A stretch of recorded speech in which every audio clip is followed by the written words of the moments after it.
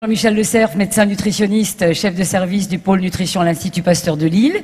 Michel Dubus, coordinatrice diététicienne de l'association Resto. Françoise Jouve, conseillère technique régionale et animatrice EPGV. Et quand on dit GV, on pense gymnastique volontaire et je pense que ça va nous parler, en tout cas à beaucoup d'entre nous. Et Marie-Colette Ferreira, psychologue, coordinatrice des psychologues du réseau Diabète Obésité. Ça, c'est pour les invités et dans l'intitulé de leur fonction, vous avez compris probablement les thématiques aussi qui seront abordées quand vous aurez des questions à leur poser ou quand ils ou elles parleront. Alors comment on va procéder? On va les écouter bien évidemment parce elles ont des choses à dire. Vous pourrez de façon régulière leur poser des questions sur ce qui vient d'être dit puisque des micros seront à votre disposition. Des petites choses qu'il ne faut pas que j'oublie de vous dire. Vous avez un petit papier qui n'est plus sous votre siège maintenant, qui doit être sur vos genoux, qu'on va vous demander de remplir à la fin bien entendu de la séance et du débat pour qu'on puisse connaître votre satisfaction, pour pouvoir faire encore mieux les autres fois. Et puis comme vous le disiez à l'instant Jacques et Claude, à la fin de cette intervention, parce que bien évidemment on ne pourra pas rentrer dans des cas particuliers, je pense que tout le monde le comprend, vous pourrez aller plus amplement dans le détail à la rencontre des associations qui seront donc à votre écoute. Je pense qu'on peut démarrer cette soirée, comme le disait Jacques il y a quelques instants et Claude. Bon appétit, bien sûr, et passons une belle soirée ensemble autour de la nutrition. Alors Jean-Michel Le Cerf, on va parler, et le mot qui a été employé tout à l'heure, c'est cette saison, on voit tout ça dans les magazines, et c'est le moment où tous les ans et tous les magazines nous parlent de régime. Alors on a l'impression que c'est un diktat de la minceur. Est-ce que être au régime est forcément obligatoire? Est-ce qu'il faut absolument être mince pour être en bonne santé? Oui, il y a deux problématiques que vous soulevez. Il y a effectivement ce terrorisme anti-kilo qui peut être considéré comme un fonds de commerce de la part d'un certain nombre de gens. Et puis le corollaire, c'est le business de l'amaigrissement. Alors ici, on est dans une démarche qui est tout à fait différente, une démarche médicale. Et on s'oppose un peu, enfin moi personnellement je m'oppose un peu à ce traitement en masse d'un problème complexe, où on voudrait que tout le monde soit pareil que tout le monde. Ça nous pose des problèmes. Et donc effectivement, vous avez raison de soulever le fait que tous les ans, c'est récurrent, à cette saison, on nous dit il faut maigrir et puis il faut suivre le régime machin. Ça pose des problèmes. Le premier problème, est-ce qu'il faut vraiment maigrir? Voilà. Alors, bien sûr, avec la difficulté qui a été soulevée d'emblée, c'est que l'obésité est un problème de santé publique, c'est un problème de santé individuelle, et donc on ne peut pas rester les bras croisés. Mais est-ce qu'il faut qu'on maigrisse tous, et tous pareil, et tous plein de kilos? Voilà, un poids standard pour tout le monde. Un poids qui serait le salut de l'humanité? Je pense pas. Je pense qu'il faut raisonner autrement. Et puis deuxièmement, est-ce qu'il faut qu'on suive tous ces flopées de régimes dont on sait qu'ils conduisent parfois, de temps en temps, quand même, et même assez souvent, à des effets qui sont pas forcément favorables sur le long terme. Donc voilà, moi je raisonne pas comme ça, je raisonne en médecin. Donc quand je vois quelqu'un qui a quelques kilos en trop, je me pose des questions avant de lui dire il faut que vous soyez pas comme vous êtes. Parce que c'est ça ce qu'on dit aux gens. Vous disiez à l'instant quelques kilos en trop, justement, c'est comment on peut estimer cette notion de trop. À partir de quand c'est trop, ou voire pas suffisant, voilà, donc on va pas faire un cours de médecine, mais c'est un petit peu ce que j'ai expliqué dans mon petit bouquin là. Il faut se poser des questions. Bon, j'ai grossi. Pourquoi? Bon, peut-être j'étais trop maigre. Peut-être, c'est possible. Ce poids que j'ai aujourd'hui, est-ce qu'il est stable? Bon. Ce poids que j'ai aujourd'hui, est-ce qu'il a un retentissement? Il n'a peut-être pas encore aujourd'hui, il en aura peut-être demain. Donc toute une série de questions avant de vouloir rentrer dans un poids standard, avant de se comparer au voisin, à la voisine. Et puis bon, une fois que j'ai regardé ce poids, je me dis tiens, c'est curieux, j'ai quand même grossi de 3 kilos en 6 mois, c'est pas tout à fait normal. Et pourquoi? Voilà. Et ensuite, le pourquoi, il va entraîner le comment. Qu'est-ce que je dois faire avec ça? peut-être il faudrait que j'arrête de grossir. Hein. Et arrêter de grossir, bon, c'est déjà pas mal. Hein. Peut-être qu'il faudrait que je réfléchisse pourquoi j'ai grossi. Est-ce que c'est parce que j'ai des soucis, je bouffe n'importe quoi, je bouffe parce que je suis stressé, je suis énervé, je suis contrarié, je suis sur ma chaise en permanence alors qu'avant je bougeais. Bon, voilà, c'est toute une série de questions comme celle-là. Ou bien peut-être parce que je mange pas comme il faut. Bon, voilà. Une fois qu'on a posé ces questions qui remettent en question éventuellement le mode de vie, éventuellement, parce qu'on peut aussi se poser des questions sur mon hérédité, sur mon âge, enfin voilà. Eh bien, qu'est-ce que je vais changer pour soit arrêter de grossir, soit perdre des kilos, en tout cas rester en bonne santé et durablement. Durablement. Hein, le mot durable est à la mode, mais c'est un mot qui est justifié en matière de poids. Si c'est pour perdre 3 kilos avant les vacances, en prendre 5 après, je ne sais pas si j'ai vraiment gagné quelque chose. Donc c'est un peu toutes ces questions qu'on se pose, et on prend un peu le contre-pied, si vous voulez, de cette espèce de leitmotiv récurrent. Mesdames, soyez minces, c'est la saison, il faut maigrir, c'est la saison, il faut manger moins. Et après, on s'en fout un peu. Et nous, on s'en fout pas, parce qu'on voit arriver en permanence des gens qui disent j'ai fait des régimes machin, j'ai fait des régimes truc, j'avais perdu 5, j'avais pris 10. La fois dernière, j'ai une patiente, 100 kilos.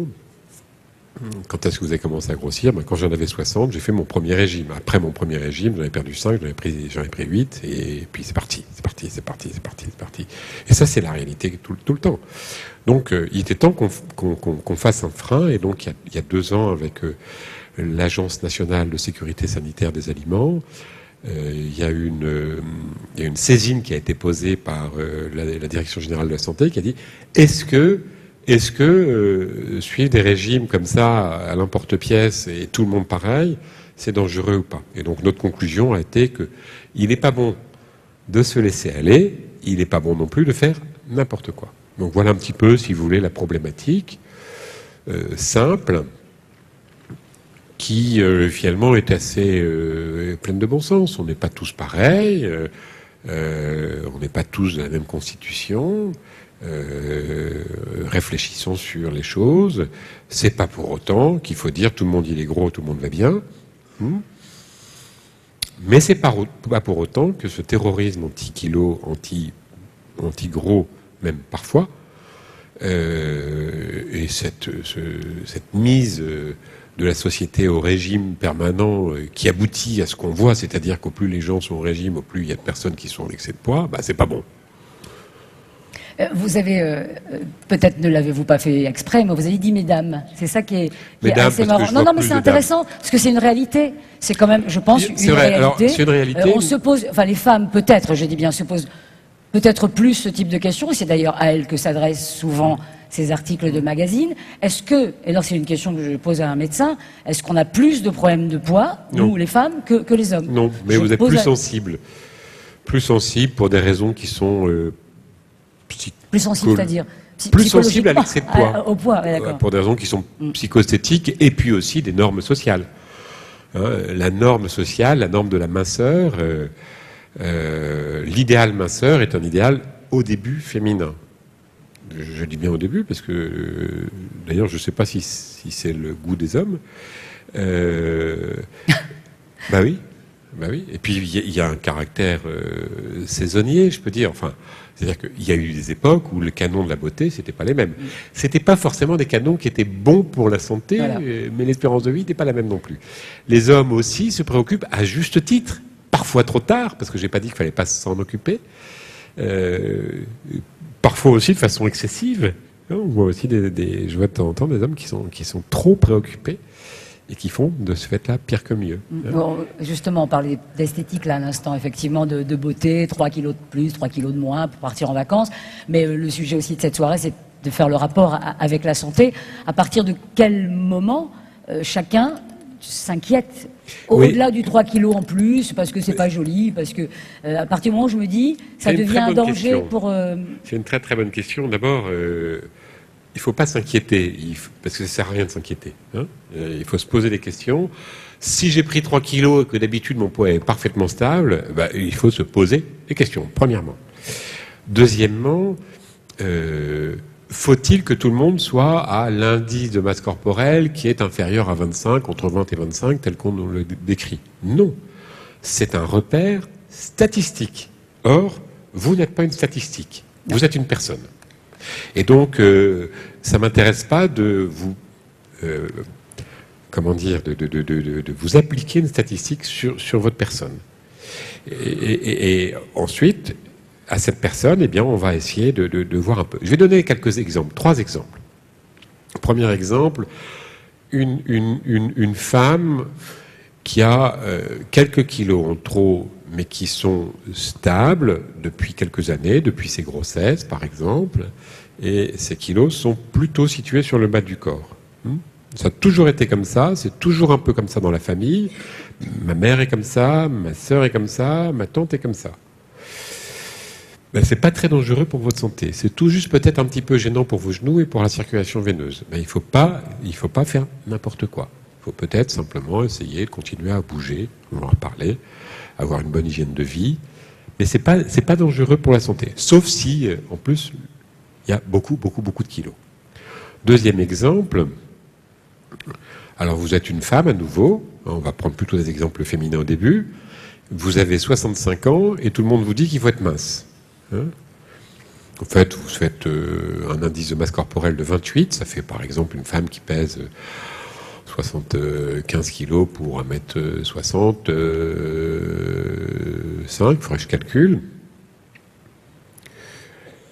Eh bien, si vous avez 65 ans, il ne faut surtout pas faire de régime. Surtout pas faire de régime. Vous allez attaquer votre capital santé. Vous allez attaquer votre capital santé. Et vous n'aurez que des inconvénients. C'est-à-dire que vous allez commencer à être fatigué, carencé, perdre du muscle, rien de ce qui est bon. Il faut juste vous arranger pour maintenir votre poids stable, qui ne monte plus. Et maintenir une bonne alimentation, une bonne activité physique. Très important. Très important. Troisième exemple, vous êtes un homme. Donc vous êtes un homme, pas vous. Il y a un homme. Cet homme, il pèse 89 kilos. Ça fait 10 ans qu'il pèse 89 kilos. Son poids est stable, il est très actif, il est sportif, son bilan biologique est parfait, il se nourrit vraiment bien, il est musclé, sa tension est bonne, il ne fume pas. Il a toutes les qualités, cet homme-là. Je ne vois pas... Non, il n'a pas toutes les qualités, il fait 31 kilos par mètre carré selon les statistiques. Tout le monde lui dit qu'il devrait être à 25, parce que c'est les normes. Eh bien, non. Non. Ce qu'il faut, c'est qu'il ne grossisse plus. Mais de toute façon, il ne grossit pas. Ça fait des années qu'il est comme ça. Il est actif, il se nourrit bien, il a une bonne condition physique, son poids est stable, il a un bilan biologique qui est parfait. Il faut le laisser comme ça. Donc c'est cette surveillance qu'il faut avoir. Oui, si vous faites l'inverse, si vous dites « Oh là là, c'est pas bien, vous voyez pas, vous rentrez pas dans les normes de la société », il va commencer à se priver, il va commencer à déprimer, il va commencer à dire « Oh là, c'est pas juste, c'est pas bien, j'en ai marre ». Il va bouffer quand il pourra, en cachette, ou entre les repas, ou il va faire attention la semaine et puis se rattraper le week-end, ou il va faire attention le week-end et se rattraper la semaine. Il va pas bien aller, il va perdre du muscle, il va perdre du moral, il va perdre des forces, il va regrossir. Dans 5 ans, il pèse 15 kilos de plus. C'est garanti. Et donc c'est contre tous ces dictats-là que nous avons voulu dire un petit peu un autre discours, un discours que tous les médecins sérieux disent, mais peu expriment. Avant de donner la parole à Michel Dubus, qui, elle, va nous parler aussi des habitudes alimentaires, vous êtes coordinatrice diététicienne de l'association Resto. Juste avant de lui donner la parole, docteur Le Cerf, vous avez employé plusieurs fois le terme de IMC, l'indice de masse corporelle, juste dire ce que c'est, et surtout pas le faire, donc, quand on voit ça dans les magazines, mais nous dire ce que c'est. Non, on peut le faire. C'est pas inintéressant de le savoir, juste pour avoir une idée où on est, quoi. Mais toutes ces données sont très utiles. Mais il faut savoir à quoi elles servent. Elles servent simplement comme repère pour les populations, afin que les spécialistes dans le domaine de la santé puissent dire, tiens, en ce moment, l'IMC moyen des Français augmente. C'est pas vraiment une très bonne nouvelle. Voilà. Bon. Mais pour un individu donné, encore une fois, vous n'êtes pas une statistique. Alors l'IMC, c'est le poids en kilos sur la taille en mètres carrés. Bon, alors, on dit que c'est mieux entre 20 et 25. On dit que c'est mieux. Voilà, c'est on pour dit que c'est donner mieux. un aperçu. C'est statistique. Okay. Mais on peut être très bien à 19, et on peut être parfaitement bien à 27. Parfaitement bien. Donc voilà, ce diktat, il nous embête. Parce qu'il a été utilisé pour faire, je sais pas quoi, peut-être du business, du régime, du machin, le truc. Voilà, il est utile, mais il résume pas tout. Après, il y a l'ossature des gens, il y a leur histoire, il y a leur génétique, il y a leur famille, il y a leur alimentation, leur activité physique, il y a leur âge, il y a leur morphologie, il y a la répartition des graisses sur le corps, il y a 1000 choses qui fait qu'on n'est pas tous pareils. Michel Dubus. C'est une nouvelle importante quand même de savoir qu'on est tous différents.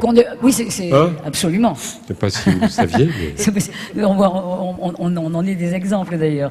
On va parler donc justement d'habitudes alimentaires. Parlez-nous, pour commencer, de l'association que vous représentez aujourd'hui qui s'appelle Resto. C'est marrant de s'appeler Resto aussi. Oui, c'est assez rigolo d'appeler cette association Resto, mais on trouvait que c'était pas mal de faire penser au restaurant en fait, puisque l'alimentation a quand même une fonction importante de plaisir. Donc ça a été bien voulu. Alors l'association Resto, ça veut dire regroupement pour l'éducation, le suivi et le traitement de l'obésité. Cette association a été créée en 1999 par madame le professeur Romont, qui est professeur en nutrition au CHR de Lille. Et l'idée a été d'essayer d'aider les personnes qui sont en obésité, là on va parler d'obésité parce qu'on s'occupe exclusivement de personnes en obésité, d'aider ces personnes sur le long terme et de les accompagner vraiment dans leur vie.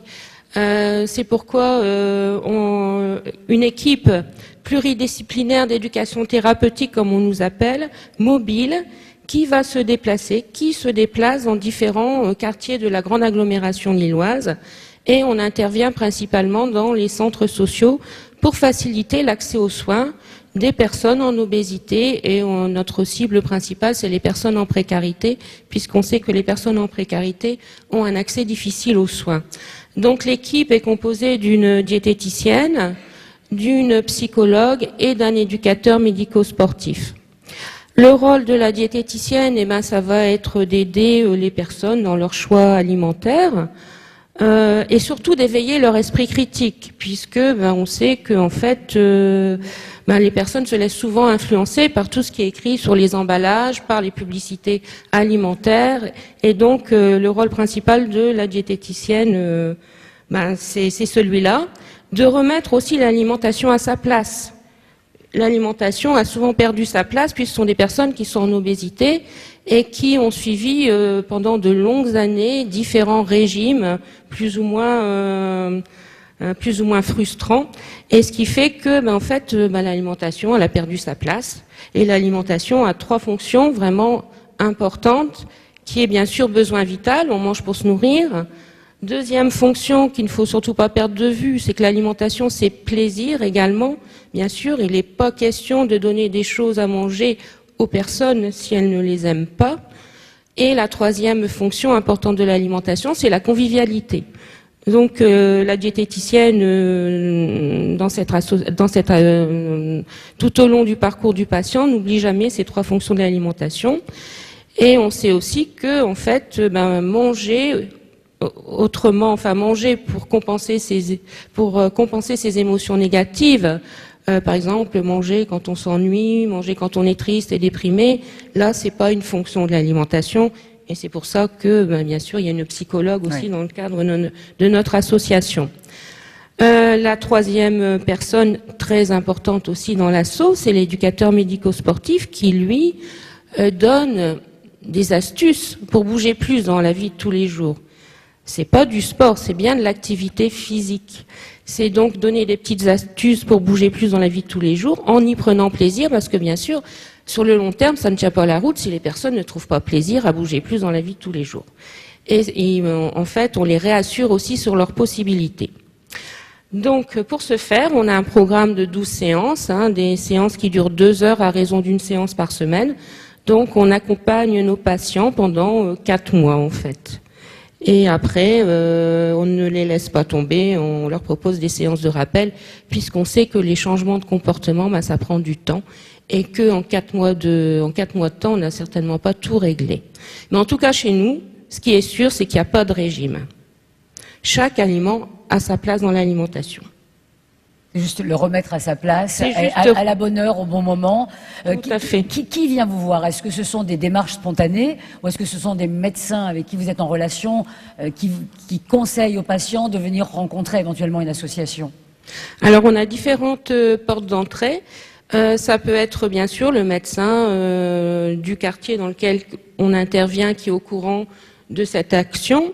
Ça peut être un adhérent du réseau Océan, réseau Océan, qui veut dire obésité sévère de l'enfant et de l'adulte en région Nord-Pas-de-Calais. Donc différents professionnels de santé adhèrent à ce réseau, ou un service de nutrition d'hôpital, ou des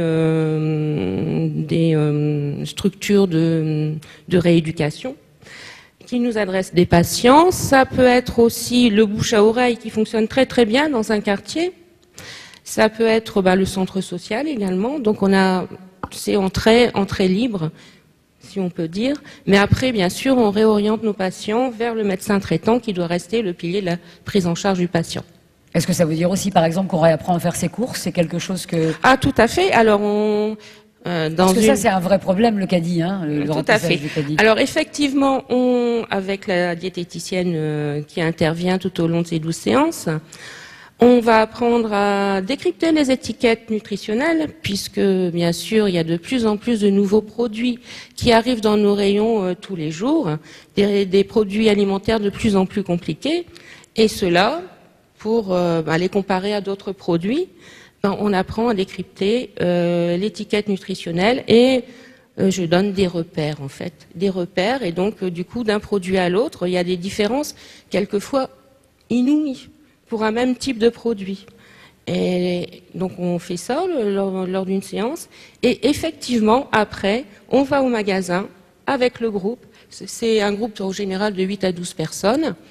Et on va au magasin pour regarder tous les produits, effectivement, dans les rayons. Et il y a toujours vraiment des surprises. Un peu des prises de conscience.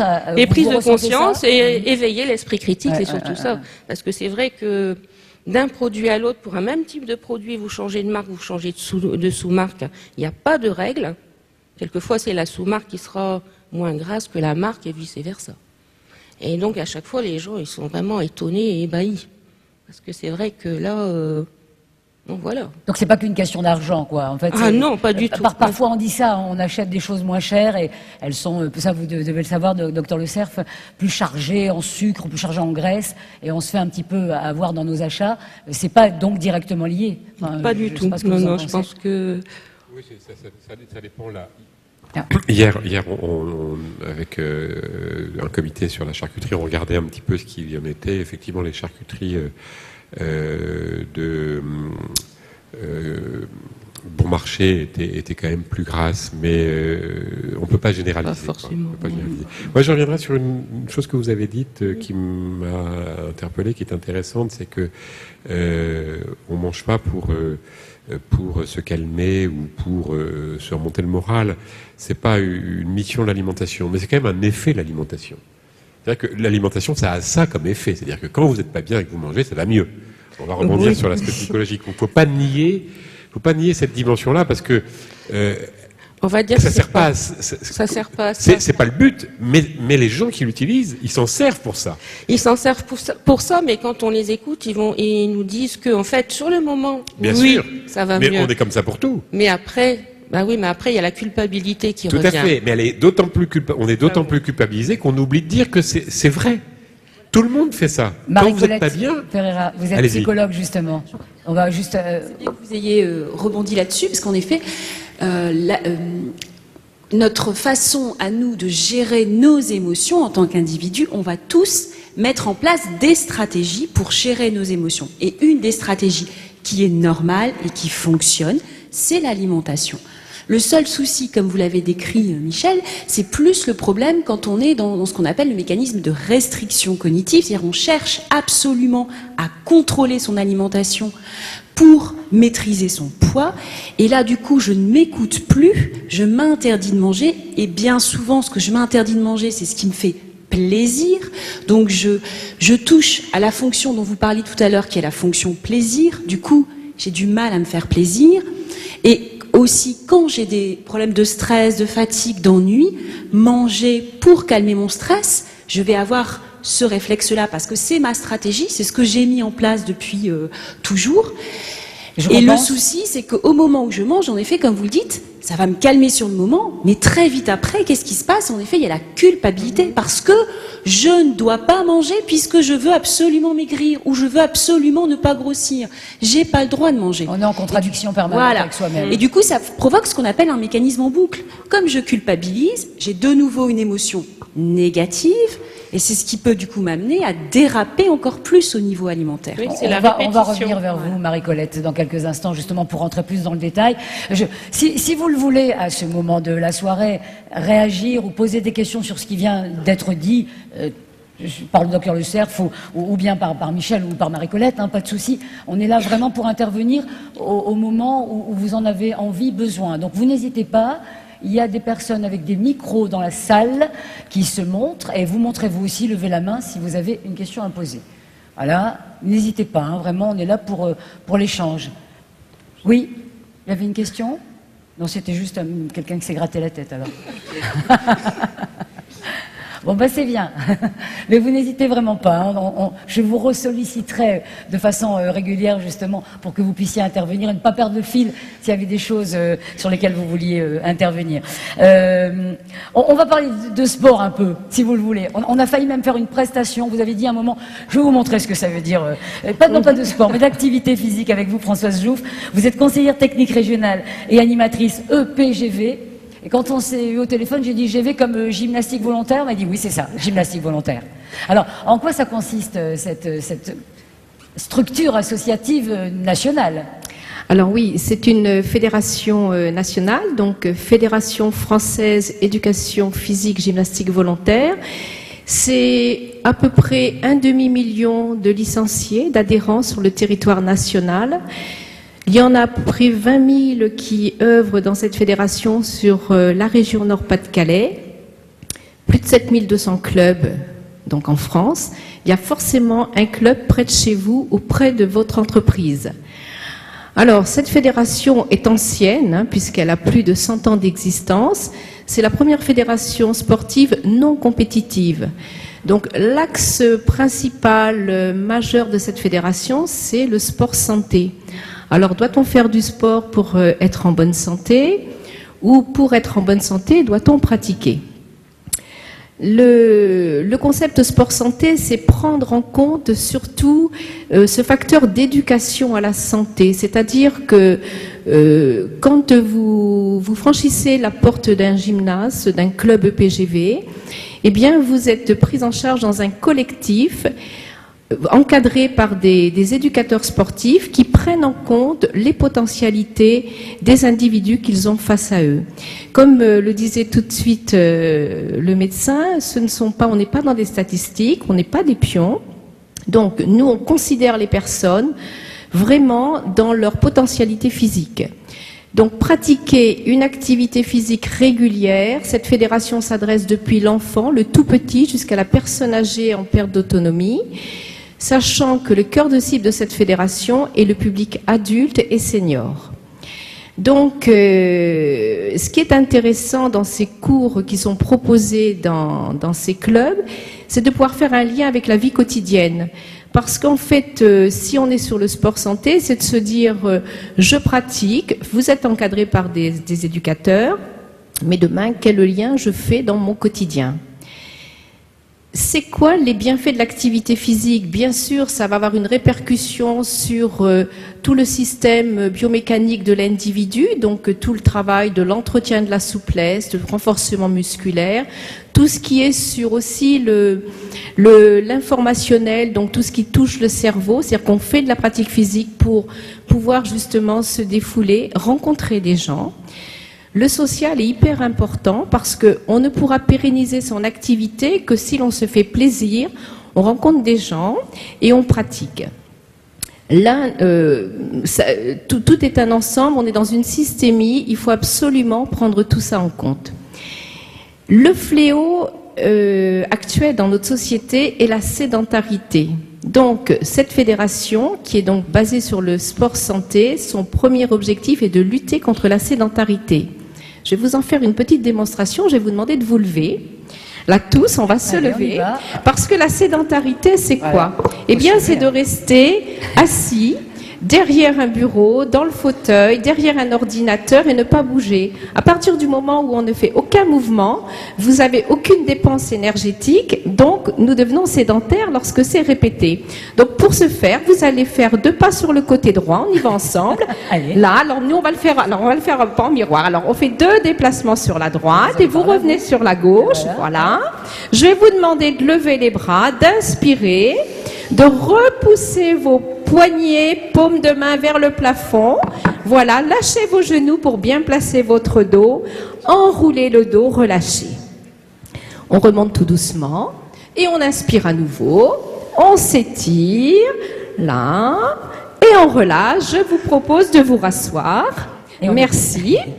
Donc, pour faire le lien sur lutter contre la sédentarité, il faut savoir que une personne qui ferait moins de 3000 pas par jour, ça correspond à peu près à 2,5 km, est plutôt considérée comme personne sédentaire. Nous sommes tous confrontés à ce problème puisque actuellement, nous faisons tous nos déplacements quasi en voiture.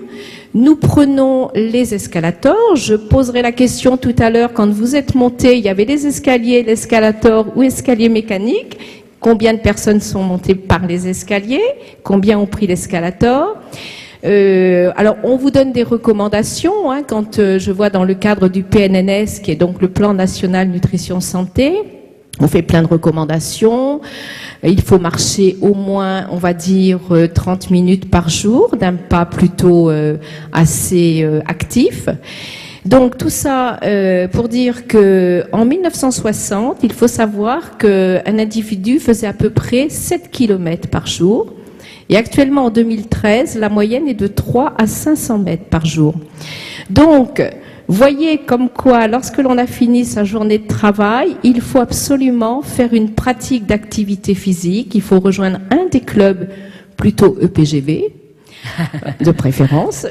Voilà, en fait, pratiquer. Alors, dans le quotidien, c'est aussi, voilà, faire tout ce que l'on peut faire à pied, faire du vélo, faire du jardinage, etc.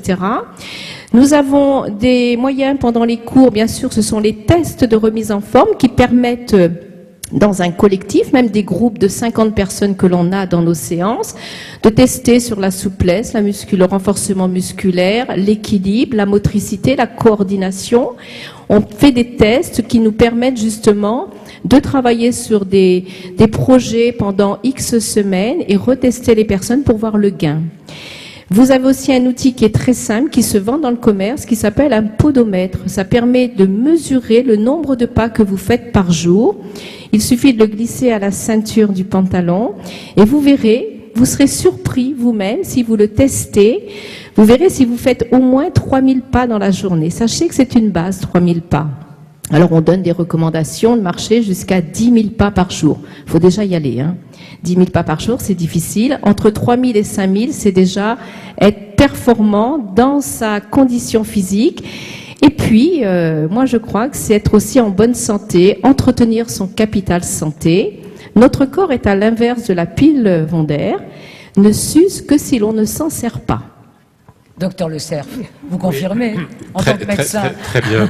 Moi, je dis aux patients, en dessous de 1500 pas, vous êtes déjà grabataires, ça les fait se bouger. Je vais vous dire qu'ils n'aiment pas beaucoup.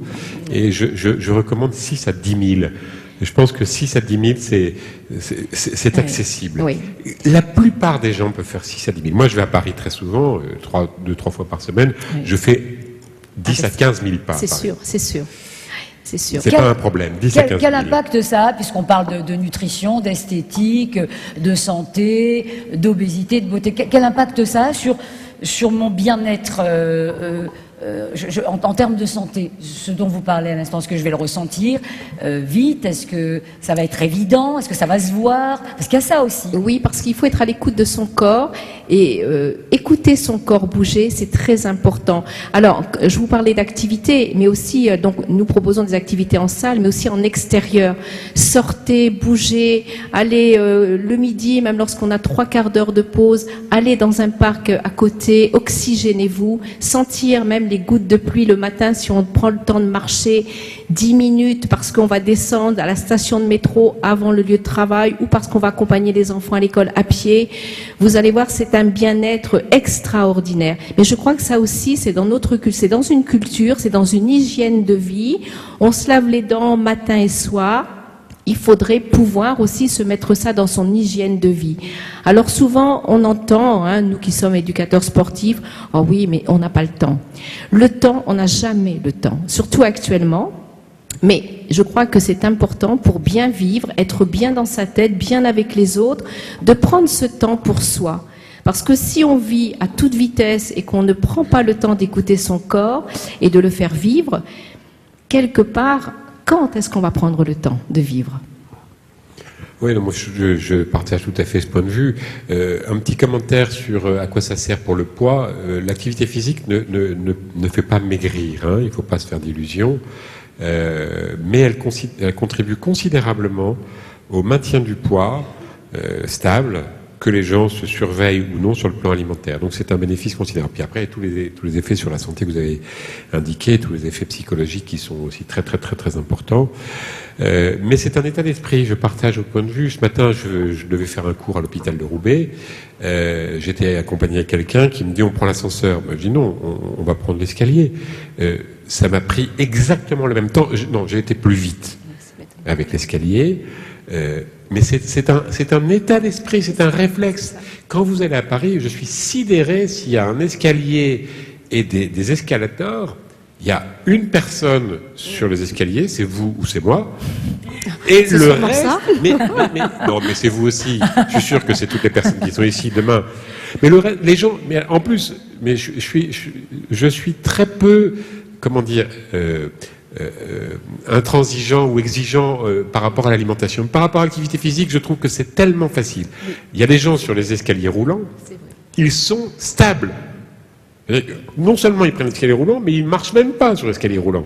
C'est pas bien. Non mais comme vous disiez très justement, c'est pas facile de prendre du temps pour bouger. Mais toutes les occasions sont bonnes. Oui, et on en a 1000.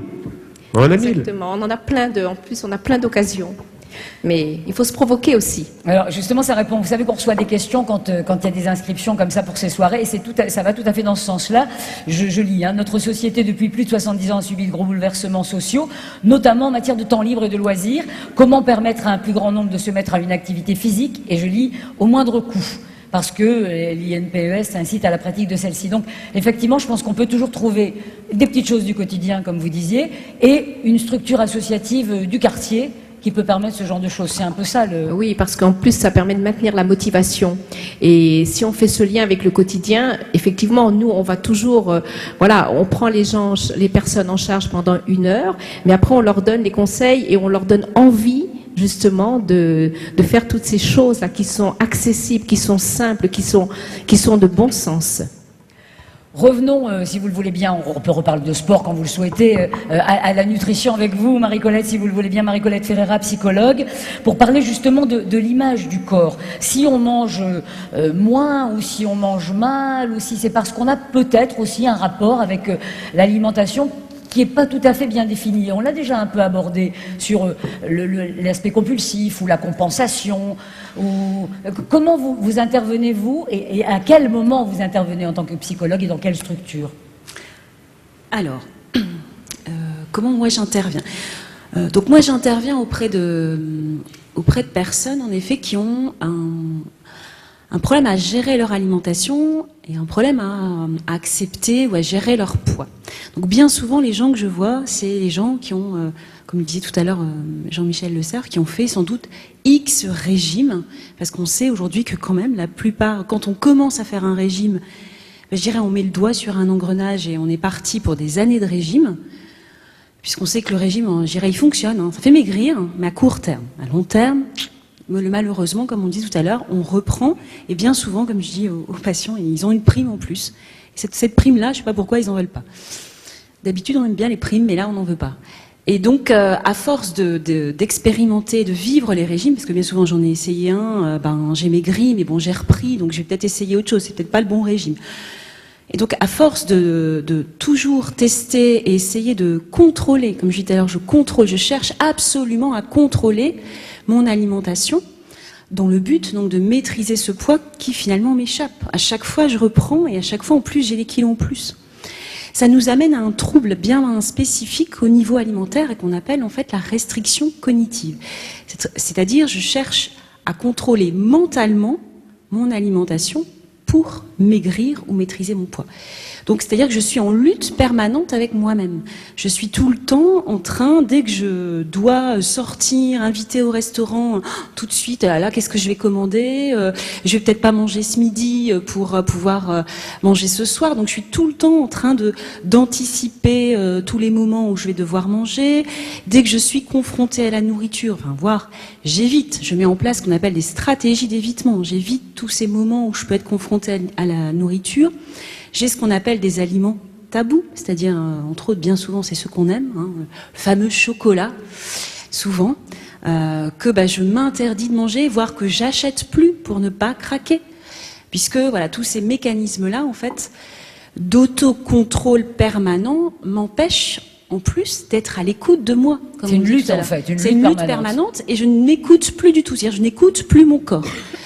Or, comme on le disait tout à l'heure, théoriquement, quand j'écoute mon corps, normalement, notre corps est une machine qui est bien régulée. Si je suis capable d'écouter mon corps, d'y répondre en le respectant, théoriquement, je ne prends pas de poids. À moins d'avoir des problèmes de santé, hein, vous me confirmerez, monsieur Le Cerf, mais théoriquement, j'ai un poids qui est stable. Et le souci dans cette problématique-là, c'est que je n'écoute plus du tout mon corps. Donc forcément, j'ai beaucoup de mal à maîtriser ce poids. Donc c'est un espèce de cercle infernal. Je cherche absolument à maîtriser le poids en contrôlant mon alimentation. Plus j'essaye de la contrôler avec ma tête, moins je m'écoute, donc moins je me respecte, et donc moins je maîtrise mon poids. Donc ça, et donc tout le travail que moi je vais arriver bien souvent à ce moment-là. Donc une des premières choses que je vais travailler avec la personne, c'est ce fameux mécanisme de restriction cognitive. Et donc, je vais tout simplement, c'est pas aussi simple que ça en a l'air, on va travailler sur ce qu'on appelle l'autorégulation, c'est-à-dire je vais réapprendre ou apprendre pour certaines personnes à s'écouter.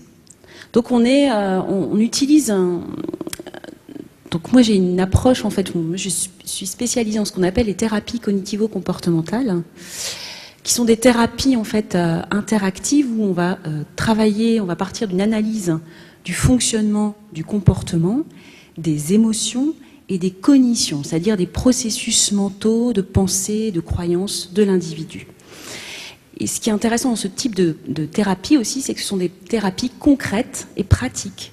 C'est-à-dire, comme je dis souvent à mes patients, ils repartent entre les séances un petit peu comme à l'école avec des exercices à faire. En fait, et donc des exercices concrets, parce que comme je leur dis, surtout le problème avec la bouffe, avec la nourriture, c'est pas en cabinet, c'est souvent quand ils sortent. C'est là où ça se complique. Et donc c'est là où on va faire les exercices. Donc un des premiers exercices qu'on leur donne, sur lesquels ils travaillent, c'est ce qu'on appelle le journal alimentaire. C'est une espèce de tableau où, en fait, l'objectif de cet exercice, c'est tout simplement déjà de prendre conscience de mon propre comportement. Comment je mange, comment ça se passe au quotidien. Voilà. Justement, et de pouvoir justement identifier, comme on le dit tout à l'heure, ce combat.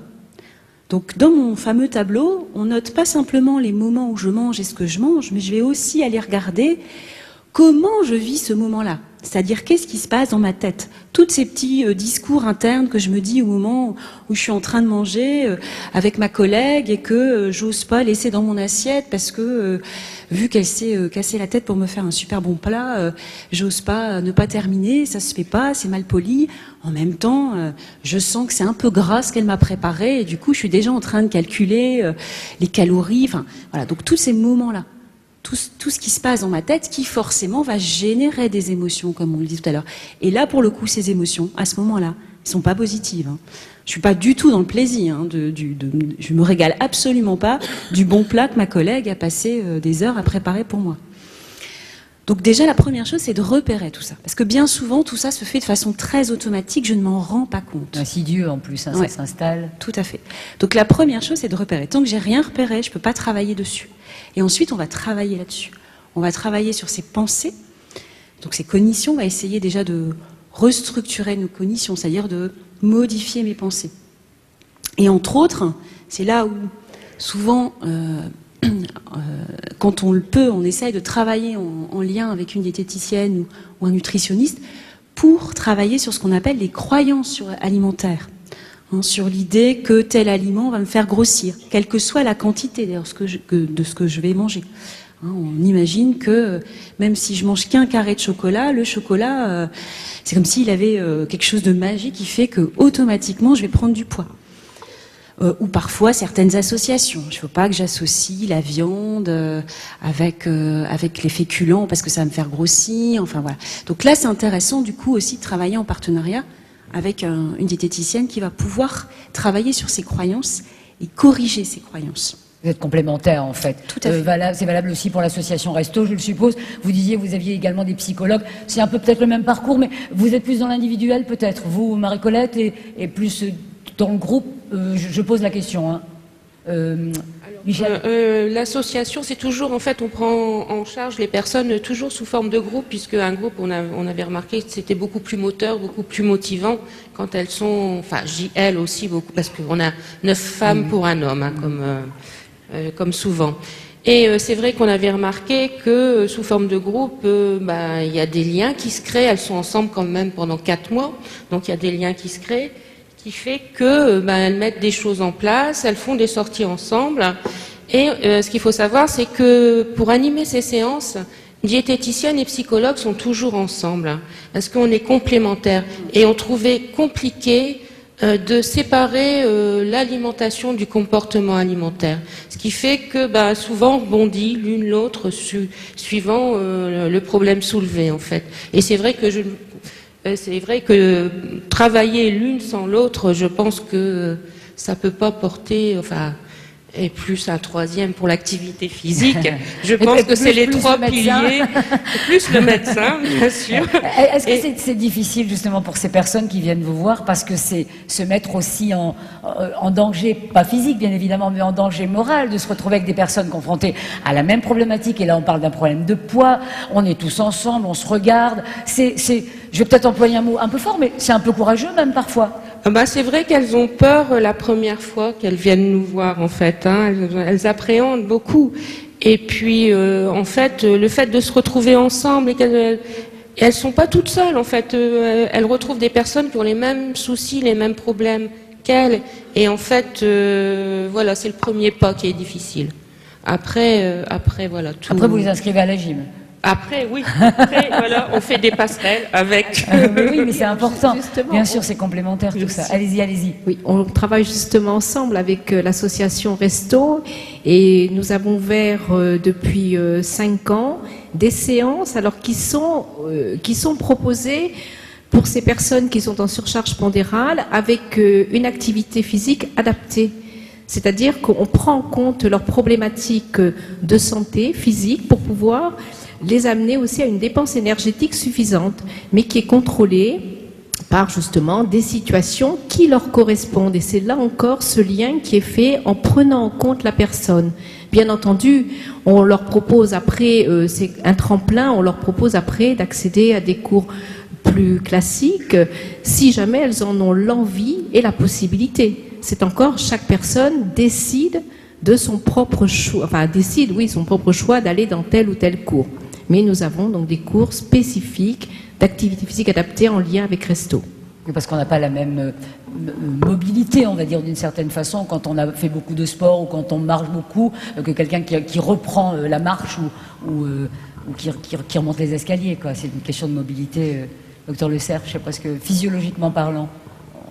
Oui, sur l'activité physique, bon, on a déjà bien parlé. Je pense qu'il faut aussi réfléchir au problème des personnes qui, malheureusement, soit du fait de leur poids, soit du fait de du handicap généré par leur poids, soit pour d'autres raisons, ont des difficultés à se bouger. Hein. Donc, il faut qu'on fasse attention aussi à nos discours, qui sont ici des discours pour des gens en bonne santé. Après, quand les gens sont vraiment bien diminués, on peut toujours avoir une activité physique, mais elle peut être plus difficile. Je pense par exemple qu'on peut conseiller à des gens de faire du petit travail avec des petites haltères minuscules, enfin bon, qui sont déjà très positives, parce que toute activité musculaire est bonne. Alors, j'aurais voulu peut-être réagir un tout petit peu sur vos propos qui sont extrêmement intéressants, pour bien préciser que deux choses. Notre société est en restriction, mais aussi en paradoxe, c'est-à-dire que on nous dit toujours qu'on mange mal, qu'on est trop gros, qu'il faut maigrir, etc. Et bon, voilà, il y a une espèce de conflit permanent généré par notre société. Maintenant, il ne faudrait pas non plus penser que toute prise de poids est liée à ce problème. Il y a des prises de poids qui peuvent avoir des tas d'autres origines que cette difficulté à être en adéquation avec son corps, à l'écoute du corps, etc. Par contre, ce qui est vrai, c'est que chez 90% des gens qui ont un problème de poids, les problèmes que vous avez soulevés surviennent. On peut dire que c'est la complication principale des gens qui se soumettent à un régime pour excès de poids. C'est vraiment une complication extrêmement importante, et il est heureux qu'aujourd'hui un certain nombre de professionnels en aient pris conscience, et que en France, les discours évoluent quand même de façon assez positive, au moins parmi les bons experts. Hein. Donc ça, c'est un point qui est positif. Hein.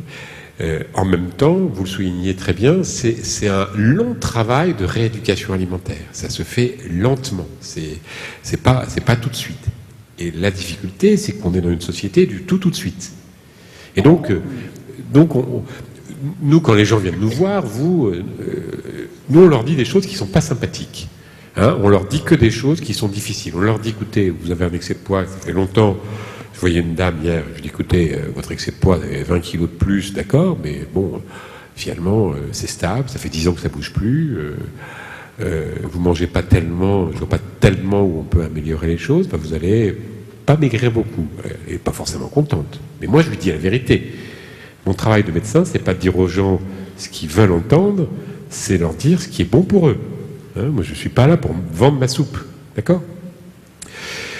Et puis, les gens, on leur dit, écoutez, vous avez des kilos trop, d'accord, bon, je sais pas si vous allez pouvoir maigrir, pas sûr, mais en tout cas, il faut arrêter de grossir, et il faut surtout rééduquer votre alimentation. Ah, mais docteur, est-ce que je vais maigrir ? Ah, je sais pas.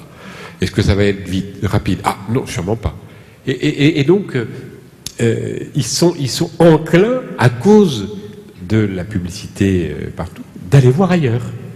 Ah ben, lui, il me dit que je peux maigrir que de 5 kilos, lui de 2 kilos, mais il y en a un qui me dit que je peux en perdre 7. En 2 jours. Figurez-vous que j'ai reçu sur mes mails, sur mes boîtes mails, régulièrement, je dois être dans le fichier de mon homologue Jean-Michel, que vous connaissez bien, une incitation pour perdre 7 ou 8 kilos, m'a-t-il dit. Je ne vois pas comment il peut imaginer que je puisse perdre 7 à 8 kilos. Et mon poids n'a pas changé depuis à peu près 40 ans. Il a varié de 20 ou 30 grammes à peu près. Donc, bon, voilà. Non, mais pour dire, on vous incite partout, partout à maigrir. Et donc, il y a des sirènes. Hein, il y a des sirènes aujourd'hui. Mais c'est perturbant. Et vous savez ce que c'est qu'une sirène ? Allez-y, après je vous parlerai des sirènes. Une sirène, c'est une jolie femme qui a un corps de poisson, le bas du corps de poisson, et qui vous fait plonger. Et les sirènes sont des médecins parfois. Et c'est ça qui est perturbant. Quand on voit, vous parlez de livres, à l'instant, on voit très bien, ou certains d'entre nous voient très bien à quel médecin vous faites référence.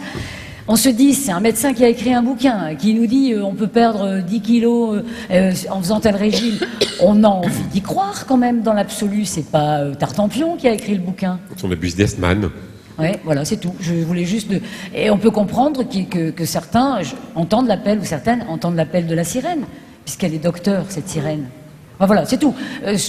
Je pense que c'est important de le dire aussi et de le signaler pour la rapidité de l'amaigrissement. En revenant à la rapidité de l'amaigrissement et des résultats, peut-être avec vous, Marie-Colette. Le résultat, est-ce que les patients, les personnes qui viennent vous rencontrer, ont la patience justement de remplir leur petite fiche, de revenir après avec le travail effectué à la maison? C'est compliqué, ça reste un peu complexe? Oui, c'est pas évident, mais comme le soulignait très bien Monsieur Jean-Michel Le Cerf, en effet, à l'heure de la première séance, c'est pas forcément en effet très agréable pour les patients parce que ils viennent aussi parfois avec cette demande-là. Même si je suis psychologue, justement, ils ont fait X régimes, ils sont allés voir X diététiciennes, des médecins, des machins. Et donc, à force d'avoir tenté X choses, ils se disent peut-être que c'est au niveau psychologique. Donc, je vais aller voir le psychologue, elle va peut-être me faire le déclic et du coup, je vais maigrir. Moi, je leur annonce très gentiment que je n'ai pas le pouvoir de faire maigrir qui que ce soit, en fait. Et moi, ce que je vais leur proposer de travailler, c'est de travailler leur relation à la nourriture. Et c'est là-dessus que moi que je vais travailler, que je vais modifier les choses avec eux. Je vais leur permettre de vivre mieux avec leur assiette et vivre mieux aussi avec leur corps. Et peut-être avec leur corps et leur rondeur aussi. Parce qu'on va aussi, je dirais bien souvent, là je dirais, ça arrive plus, je dirais, en fin de thérapie où on travaille sur ce qu'on appelle l'image du corps et l'acceptation aussi du corps et l'acceptation peut-être de mes rondeurs. Parce que, je dirais, le problème initial vient de là. Bien souvent, qu'est-ce qui m'a amené à faire un premier régime? C'est bien parce que j'avais du mal avec ce corps qui, parfois, comme on le dit tout à l'heure, j'avais pas forcément tout de suite 20 kilos à perdre. Peut-être qu'au départ, j'avais que 4-5 kilos. Mais en effet, mes expériences de régime m'ont amené à la fin à avoir 30 ou 40 kilos à perdre. Donc je vais pouvoir reperdre quelques kilos, mais je ne serai jamais à mon poids de départ moins 5. Ça, c'est pas possible. Ça, il faut que je l'abandonne. Ce corps idéalisé, il va falloir que je modifie là aussi. Donc on va faire aussi un travail là-dessus. Qu'est-ce que représente ce corps idéalisé pour moi? Quel lien il a aussi avec ce qu'on appelle l'estime de soi? Parce que l'estime de soi, c'est la valeur que je me donne, moi, en tant qu'individu. Et parfois, il y a une confusion chez ces gens-là entre l'estime de soi et l'image du corps. C'est-à-dire, je ne me donne pas de valeur si je ne corresponds pas au modèle féminin que je me suis imposé. On revient au diktat du début, un peu de ces magazines et des images qu'on nous donne à voir. On oublie juste que les photos sont aussi parfois trafiquées. Enfin, c'est important de le dire, ça. Oui, même souvent trafiquées. Et oui, on le dit, on l'aborde ça en séance. Hein. On rejoint un petit peu ce que disait tout à l'heure Michel sur apprendre aux patients à être critiques par rapport à l'alimentation et les étiquettes. Moi, je travaille aussi sur être critique sur les magazines et les photos de magazines. Parce qu'en effet, ils sont retouchés, retravaillés, ne correspondent pas à la réalité. Donc ça, oui, c'est important aussi. Veillez, mais faut avoir une surveillance souple et intelligente. C'est-à-dire que le poids, quelque chose qui fluctue naturellement, hein, même si j'ai parlé de 20 à 30 grammes, ça fluctue.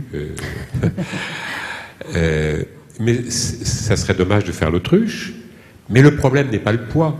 À la limite, le poids n'est que la conséquence du reste. Donc le plus important, c'est pas votre poids, c'est qu'est-ce que vous allez faire pour essayer de changer la relation à la nourriture, écouter les sensations alimentaires, retrouver une confiance en vous, une estime de vous, bouger plus, vous détendre par rapport à vos angoisses alimentaires. Et puis, petit à petit, les choses vont se stabiliser. Il y aura une petite décrue qui surviendra, et puis on la prendra comme elle vient. Je pense qu'il faut complètement changer de paradigme. C'est-à-dire que les kilos, à la limite, on s'en fout un peu. On s'en fout un peu, parce que la réalité a montré que quand on s'en foutait pas, dans le sens de ce que vous avez décrit, ça fait l'inverse. Alors, faut pas prendre mal ce que je dis, pour les gens qui entendraient en disant mais finalement vous dites que quand on est gros c'est pas grave. Non, j'ai pas dit ça. J'ai dit simplement qu'il faut pas faire n'importe quoi et il vaut mieux ne pas nuire. Hein, le plus important est de ne pas nuire. Voilà un petit peu les conseils. Ne pas se nuire. Oui, voilà, c'est ça, ne pas se nuire. Et on sait que la démarche que vous avez utilisée malheureusement pendant 20 ans a été nuisible. Hein. Il y a un adage que les médecins ont appris, devraient apprendre. Il n'y a pas que les médecins d'ailleurs. C'est un adage latin. Primum non nocere. Facile à traduire. Premièrement, ne pas nuire. Donc voilà, donc ça et je trouve que vous avez adopté déjà un changement dans votre état d'esprit qui est positif, mais il faut se méfier parce que il va y avoir des tentations pour revenir quand même à la charge avec « Ah oui, mais je maigris pas, je vais quand même refaire un régime. » Justement, en complément de ce que disait le docteur Le Cerf. Tout à fait, je suis tout à fait d'accord. Et je dirais que le premier point de départ, là, aujourd'hui, ce qui est très positif, c'est d'avoir décidé de mettre le régime à la poubelle. Ça, c'est indispensable. Hein. Je peux envisager, je dirais, n'importe quelle démarche, même psychothérapeutique, si je ne mets pas le régime à la poubelle, je n'avancerai pas. Donc ça, c'est la première étape. Et comme on vient de le souligner, c'est pas parce que je l'ai mis à la poubelle qu'il va rester sagement là-bas dans son coin. Parce que, surtout, si ça fait 20 ans que je fais des régimes, il y a ce qu'on appelle des automatismes qui sont là en place. Et comme vous le disiez à l'instant, je vais avoir tendance peut-être à aller regarder la balance, peut-être à me décourager si je vois pas que les choses bougent, à me décourager aussi si je craque, si j'estime que j'ai pas bien fait les choses. Donc il y a tout ce travail-là. Je crois que la première chose à travailler avec vous-même, c'est tout simplement à apprendre à être indulgente avec vous-même. Parce que le problème des régimes, bien souvent, c'est qu'ils sont très durs. Et ça fonctionne en tout ou rien. C'est si je fais bien, c'est super, je vais maigrir, ça va marcher. Si je dérape, ne serait-ce que d'une cuillère en trop ou que d'un carré de chocolat, ça y est, c'est foutu. Mon régime est foutu. Et toute la difficulté, c'est de sortir déjà de ce mécanisme-là. Parce que là, j'ai décidé de mettre mon régime à la poubelle, j'ai décidé de renoncer à tout ce que j'ai fait. Ça veut dire que je dois en effet réapprendre autre chose, m'écouter, revenir à mes propres sensations, retrouver peut-être les sensations de faim, retrouver ce dont on soulignait tout à l'heure, le plaisir. Donc réapprendre aussi à me faire plaisir tout en me respectant. Ça, en effet, je le dis souvent à mes patients, la règle numéro 1, c'est je mange pour me faire du bien. Manger, normalement, c'est pour se faire du bien. C'est uniquement pour se faire du bien. En n'oubliant jamais d'être indulgent. Je ne suis pas parfaite. Donc je peux, parfois peut-être ça peut m'échapper, je peux déraper, c'est pas grave. Voilà, l'alimentation, elle s'équilibre, elle se régule sur plusieurs jours, sur une semaine, c'est pas grave. Voilà, c'est de vraiment travailler aussi, on travaille beaucoup sur le dédramatiser. Parce que bien souvent, ce qui pose problème, entre autres dans les troubles du comportement alimentaire, c'est ce fonctionnement vraiment ambivalent en tout ou rien. Voilà, si je dérape, c'est foutu. Donc là, c'est pareil. Donc la difficulté pour vous, ça va être de travailler là-dessus. De vraiment, je reviens à mes sensations, je reviens à moi, et je m'accorde le droit aussi de me tromper. C'est pas grave. La bienveillance, oui, peut-être. Tout à fait, aussi, c'est exactement bienveillant ça. avec soi-même. Juste pour revenir à la question que vous posiez, alors la balance, on occulte, il n'y a pas de règle. Moi, j'avoue qu'avec mes patients, je leur dis la balance, on la range au placard, parce que bien souvent, la balance, elle est associée au régime, et bien souvent, elle est, comme vous le disiez tout à l'heure, le poids fluctue de toute façon, et donc c'est pas forcément significatif. 1 kg, 500 grammes, ça veut rien dire. Or, le patient, quand il monte le matin et qu'il voit 500 grammes de plus, mon moral est dans les chaussettes. Hein. Okay. S'il voit 500 grammes de moins, ça va. Mais si c'est 500 grammes de plus, ça y est, c'est foutu. Et ma journée est foutue. Ça conditionne. On parlait tout à l'heure des émotions. Là, ça va conditionner le reste de ma journée. Donc moi, la balance, j'ai tendance à dire, on la met au placard et je leur dis, faites-vous confiance. Vous savez, vous vous connaissez, vous savez très bien repérer quand vous avez grossi, quand vous avez maigri. Vous le sentez dans vos vêtements, vous le sentez dans votre corps. On le sait bien. Donc là aussi, on travaille vraiment là-dessus aussi, sur réapprendre à se faire confiance. Merci pour la question qui a apporté beaucoup de réponses à beaucoup de monde. D'autres questions ou ici, par exemple? Allez-y, montrez-vous. Une question. Il y en a un peu partout des questions. Ce qui serait bien. N'hésitez pas à vous lever pour que vous soyez plus voyants. Voilà, comme ça. Là et là, 2 questions.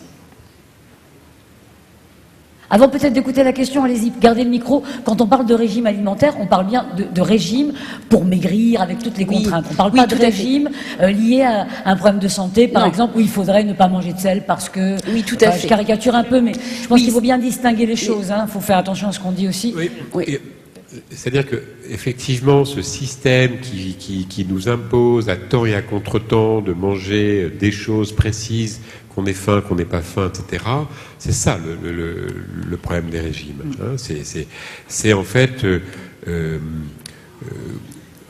en contretemps permanent par rapport à nos besoins réels et l'incapacité à manger parce que c'est nécessaire, parce que on apprend au contraire aux gens à dire mais vous avez faim, c'est très bien, mangez. Ah oui, retrouver la sensation de faim, ce que vous disiez, n'avez c'est plus super. faim, arrêtez de manger. Vous avez remangé un petit peu et vous aviez plus faim, eh ben c'est pas grave, on va en prendre conscience. C'est très important cette déculpabilisation. Ça ne veut pas dire qu'il faut faire n'importe quoi. Ça ne veut pas dire qu'il ne faut pas s'occuper de son alimentation. J'insiste pour les gens qui sont ici parce que il y a deux problèmes. Il y a le problème des gens qui ont un excès de poids qui s'est installé pour des raisons X ou Y et qui a été souvent aggravé par des régimes. Pas toujours, mais très souvent. Et puis il y a le problème de la société et des gens qui n'ont pas de problème de poids, qui n'en ont pas encore, qui doivent se dire moi, je dois monter sur ma balance quand même une fois par mois parce que quand même, c'est trop bête d'être pris par 5 kilos. Hein, et je dois avoir une alimentation qui est saine et une activité physique qui est régulière. Ça c'est quand même un discours qui est juste.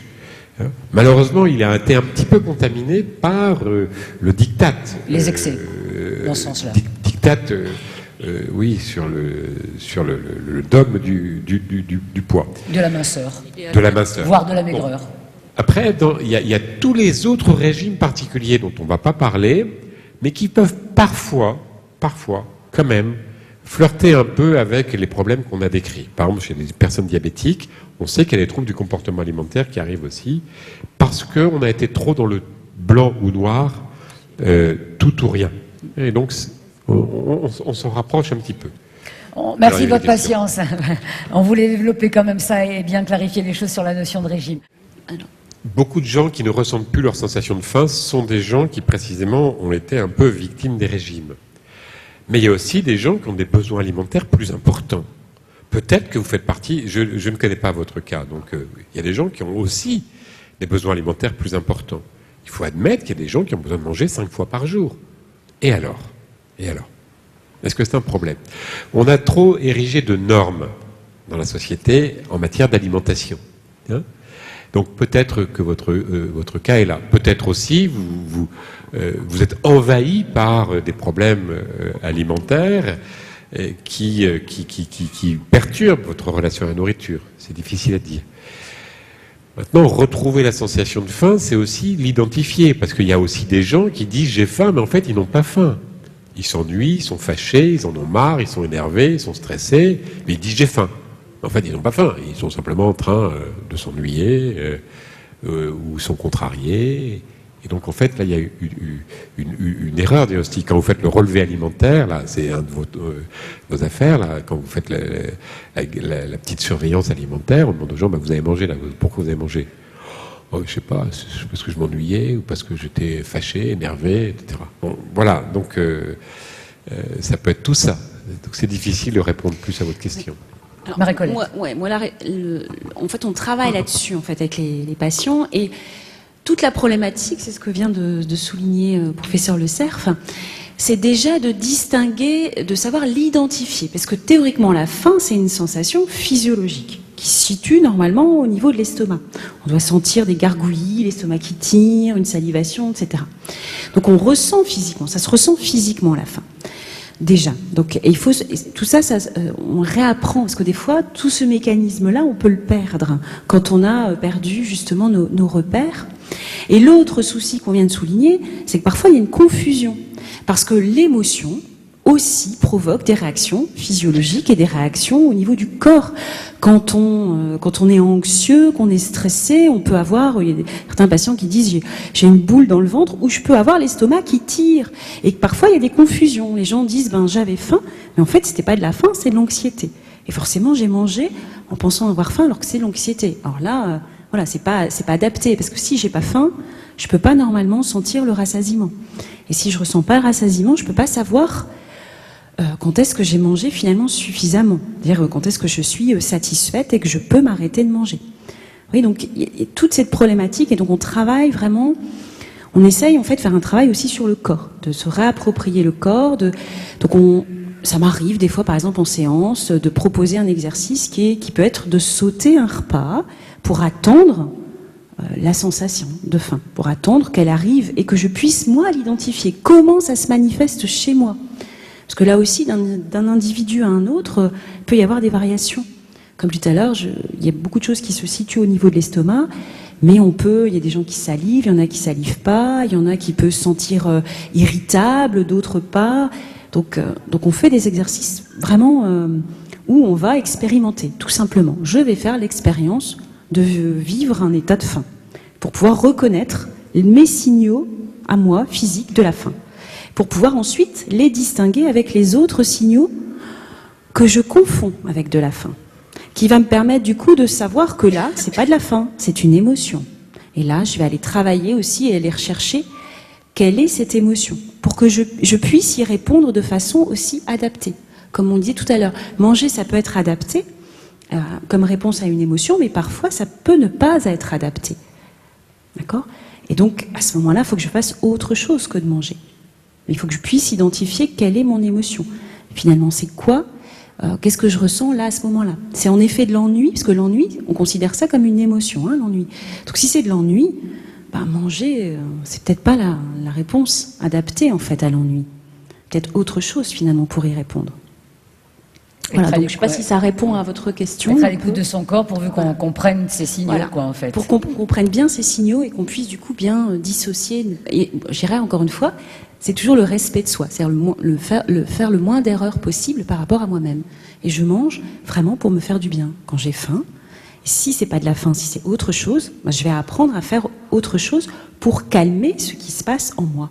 Bien sûr, ce sont des pistes. Hein. Évidemment, on n'a pas la résolution des problèmes. Si vous voulez ajouter quelque chose, bien sûr, vous n'hésitez pas. Je suis encore... Gros sujet. Je dirais quand les opinions sont catégoriques, quand derrière ces opinions catégoriques, vous sentez qu'il y a du commerce, pas dire business, ou des idéologies, quand il y a des rejets formels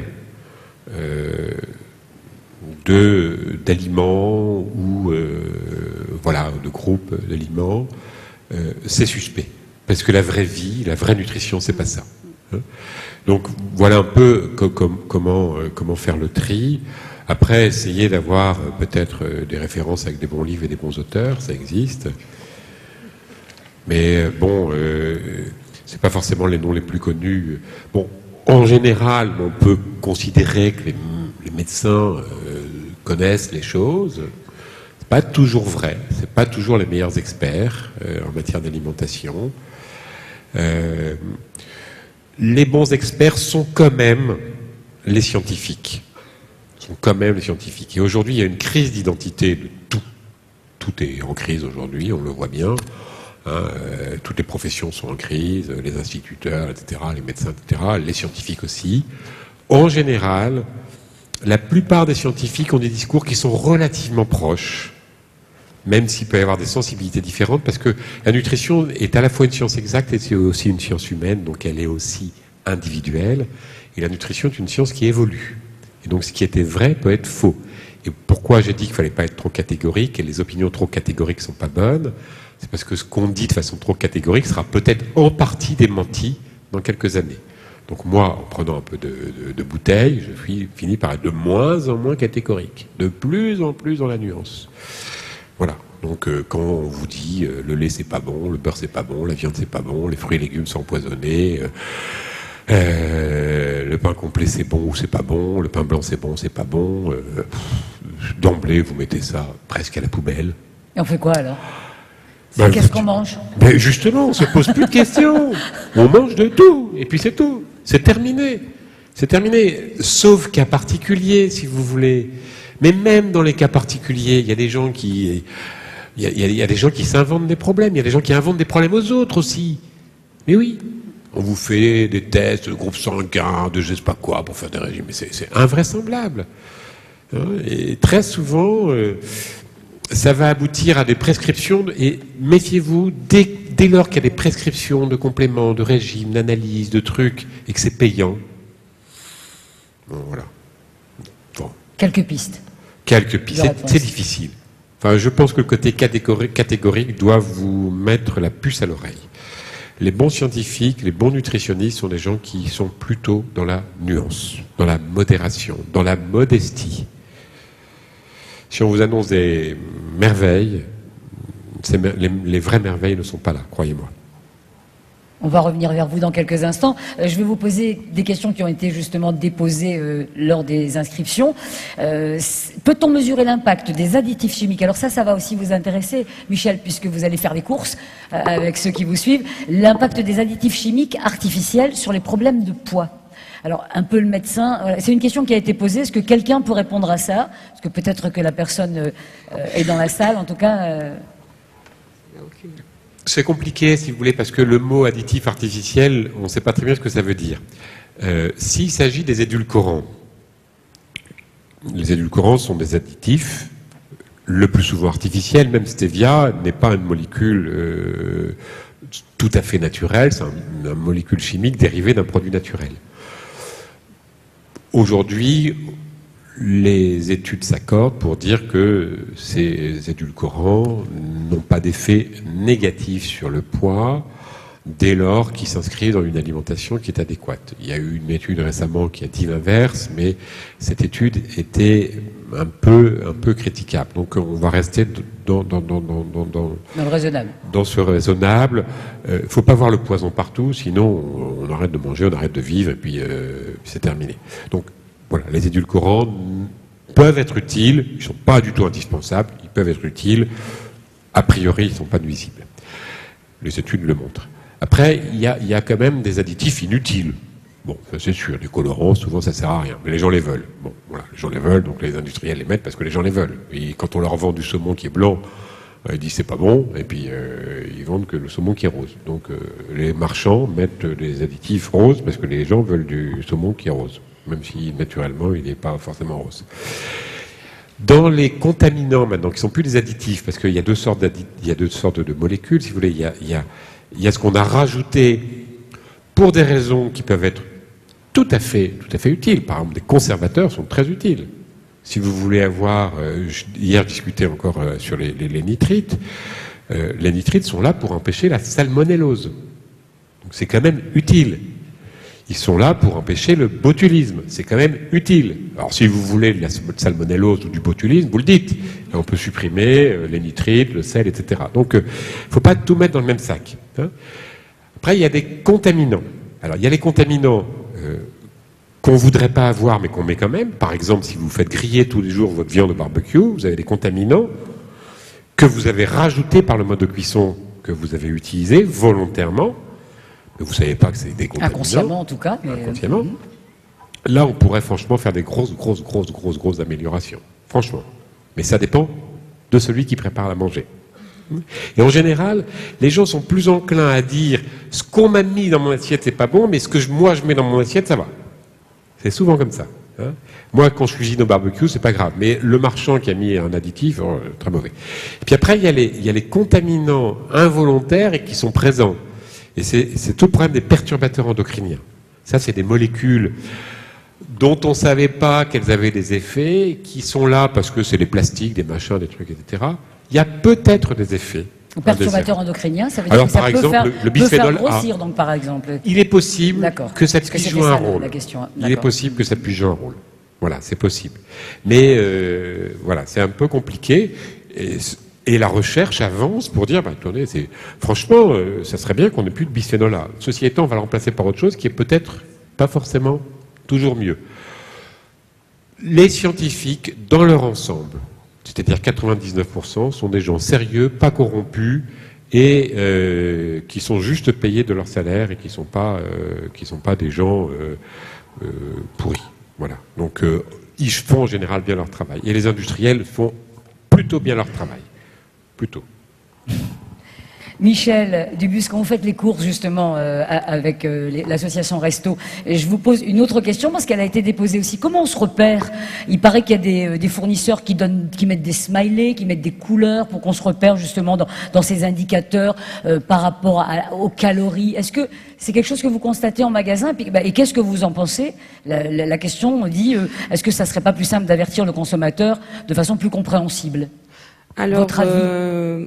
à mon avis, moi, ma seule le seul repère que je donne aux personnes, déjà, c'est trouver l'étiquette. Déjà, trouver l'étiquette nutritionnelle, c'est du sport. Ouais. Parce que souvent, elle est mise à des endroits, il faut retourner les packs de produits laitiers pour la trouver. Et moi, mon seul repère, ça va être l'étiquette nutritionnelle, parce qu'après, les repères de couleurs qu'on peut mettre sur le devant du paquet, pour moi, ça me dit rien, en fait. Je serais incapable de guider les personnes. Après, tout dépend.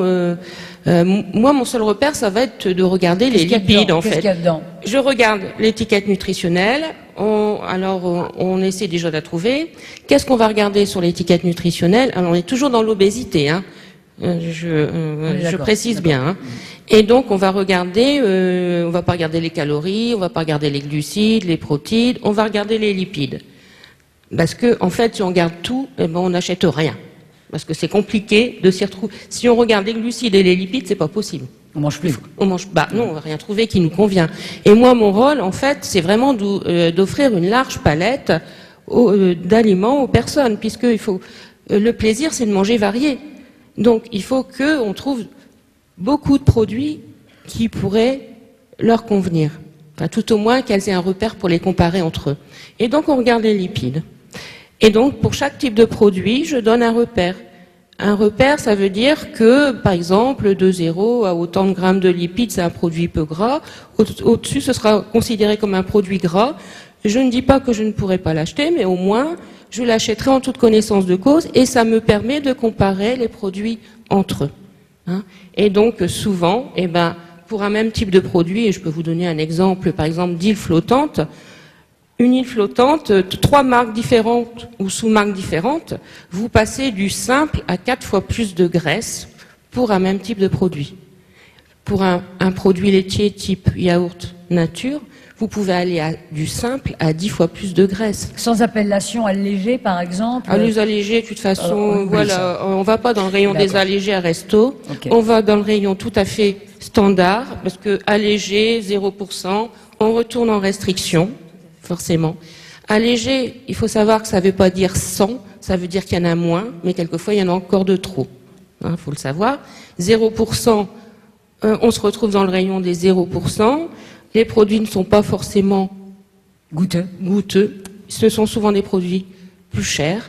Et donc, dans le rayon des produits laitiers standards, de toute façon, on trouvera toujours quelque chose qui nous plaise et qui nous convienne. Hein.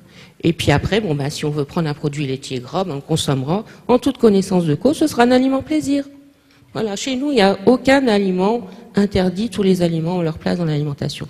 Donc, pour se repérer, c'est vrai que, on regarde l'étiquette. Mais on regarde qu'une seule chose. Et justement, vous parliez de calories, et ça fait aussi partie de la question de l'auditeur, j'allais dire, de la personne qui l'a posée. La notion de calories, justement, la notion de calories, elle n'est pas très fiable, puisqu'on retrouve des produits, dans l'absolu, un repas peu calorique, mais dans lequel on ne va pas s'y retrouver parce qu'on ne sera pas ou pas rassasié, ou qui peut être très gras aussi, ou très sucré. Comment on peut raisonner quand on a tous ces plats préparés, avec juste une belle étiquette On va regarder l'étiquette nutritionnelle. Ouais. Et on va regarder les lipides parce que c'est ce qui amène le plus d'énergie. Donc, voilà. Donc, si on regarde les lipides, on pourra choisir en toute connaissance de cause un produit peu gras, donc qui sera moins. Mais bon, après, on va rester. Une autre chose qui va nous guider aussi, ça va être les sensations de faim et de satiété. Je vais m'arrêter de manger quand je serai à satiété, quand je n'aurai plus faim. Hein. Donc, il n'y a pas que la qualité du produit, il va avoir aussi on va respecter aussi les sensations de faim et de satiété. Donc c'est pour ça qu'on est toujours diète et psy ensemble. Les calories, si vous voulez, sont un peu piégées par leur célébrité, c'est-à-dire que les calories rendent service aux nutritionnistes, aux diététiciens, aux gens qui étudient l'alimentation, parce que c'est intéressant de déterminer les besoins des populations, etc.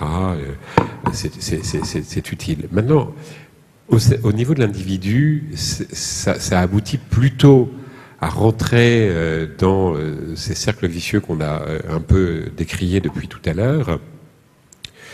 Et effectivement, qu'un produit soit calorique, moi, ça ne me dérange pas du tout. je vois pas où est le problème. Les calories, c'est très utile, il faut qu'on en mange. Le problème, c'est les quantités de l'alimentation globale. Et puis finalement, ce que vous venez très bien de dire, combien je vais manger sur ce repas. Si je mange un produit qui est très calorique, mais je n'en mange pas beaucoup, ben c'est très bien.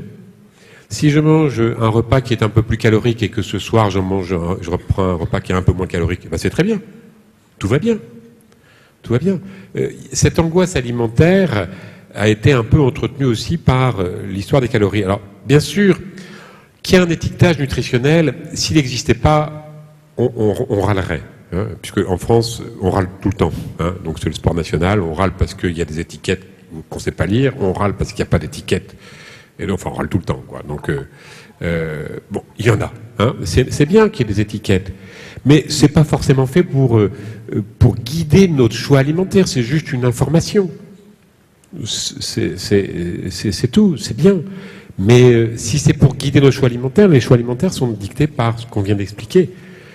Et notamment les quantités, mais aussi la variété, et aussi les sensations, et le plaisir, et tout ça.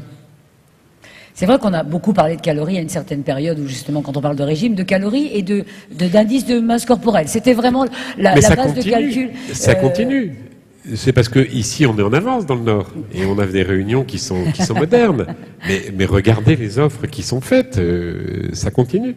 Donc ça fausse la réflexion et la donne. Ce sont l'IMC, c'est un repère utile. Il faut pas jeter le bébé avec l'eau du bain, comme on dit. Les calories, c'est une réalité biologique. Et heureusement qu'on mange des calories.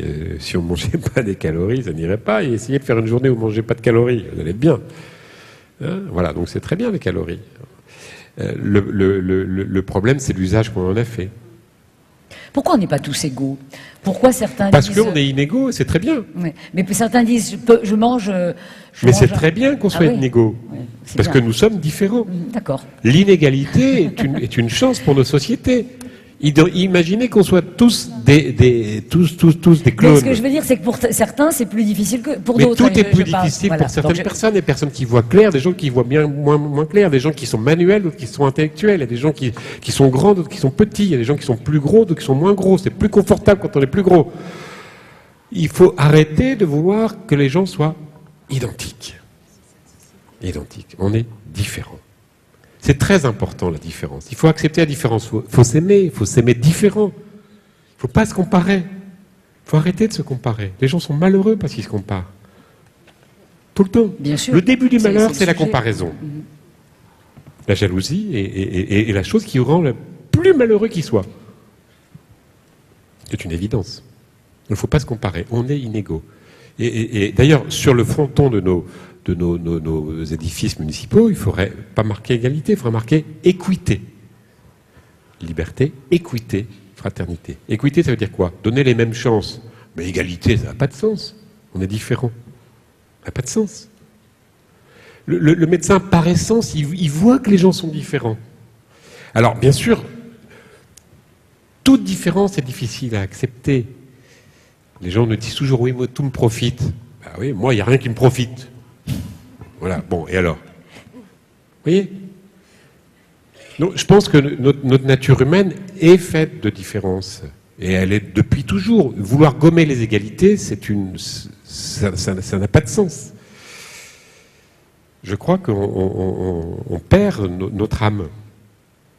Donc c'est là-dessus qu'il faut travailler, ça rejoint un petit peu ce que vous disiez. Mais c'est philosophique aussi. C'est compliqué, ou psychologique, ou intellectuel, enfin, c'est la difficulté, justement, c'est pour ça que je me faisais un peu l'avocat du diable. Non, mais c'est important, parce que, si vous voulez, les personnes qui sont en excès de poids, il faut quand même, bien sûr, il y a des facteurs alimentaires, le mode de vie, on l'a assez dit, mais il y a une grande inégalité entre les individus, une très grande inégalité.